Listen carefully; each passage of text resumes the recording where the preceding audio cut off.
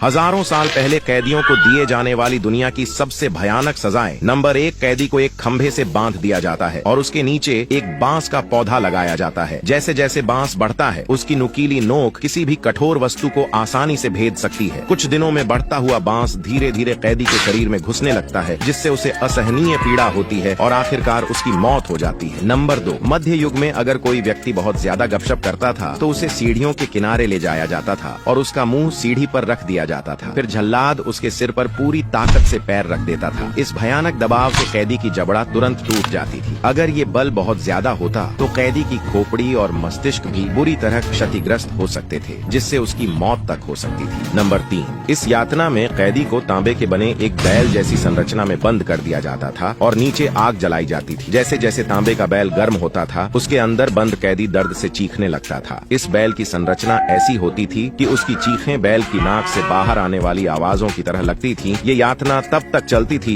जब तक कैदी की मौत नहीं हो जाती। नंबर 4, प्राचीन रोम में कैदियों को उल्टा 2 खंभों पर बांध दिया जाता था। फिर जल्लाद उनके दिल की स्थिति को चिन्हित करता था और एक धनुर्धर कैदी के शरीर पर निशाने साधता था। यातना के अंत में वो कैदी के दिल में तीर मारकर उसकी हत्या कर देता था। नंबर 5, मध्यकालीन यूरोप में कैदी को एक लकड़ी की मेज पर बांध दिया जाता था। फिर उसकी छाती पर एक चूहा रखा जाता था और उसे एक लोहे की बाल्टी से ढक दिया जाता था। इसके बाद बाल्टी के ऊपर जलते हुए कोयले रख दिए जाते थे, जिससे बाल्टी का तापमान लगातार बढ़ता जाता था। गर्मी से बचने के लिए चूहा कैदी के शरीर में छेद कर भागने की कोशिश करता था, जिससे कैदी को असहनीय पीड़ा होती थी और उसकी मौत भी हो जाती थी। नंबर 6, प्राचीन रोम में यदि कोई व्यक्ति बहुत ज्यादा क्रोधित करता था तो उसे एक खंभे से बांध दिया जाता था। फिर जल्लाद भीड़ की ओर पत्थर फेंकता था, जिससे लोग उस पत्थरों से मारने लगते थे। ये यातना तब तक चलती थी जब तक कैदी की मौत नहीं हो जाती। नंबर 7, मध्य युग में अपराधी को उबलते हुए पानी में हाथ डालने के लिए कहा जाता था। उसे पानी में पड़ा एक छल्ला रिंग निकालना होता था। इसके बाद उसके घाव को पट्टी से ढक दिया जाता था। यदि 3 दिनों के भीतर उसका घाव पूरी तरह ठीक हो जाता था तो उसे निर्दोष मान लिया जाता था, लेकिन अगर घाव ठीक नहीं होता था तो उसे तुरंत मौत की सजा दी जाती थी। नंबर 8, एक अन्य क्रूर परीक्षा में कैदी को जलते हुए अंगारों के ऊपर नंगे पैर चलने के लिए कहा जाता था। उसके हाथ में एक लाल गरम लोहे की छड़ दी जाती थी। 3 दिन बाद अगर उसके घाव ठीक हो जाते थे तो उसे निर्दोष मान लिया जाता था, लेकिन अगर घाव ठीक नहीं होते थे तो उसे भी तुरंत मौत के घाट उतार दिया जाता था।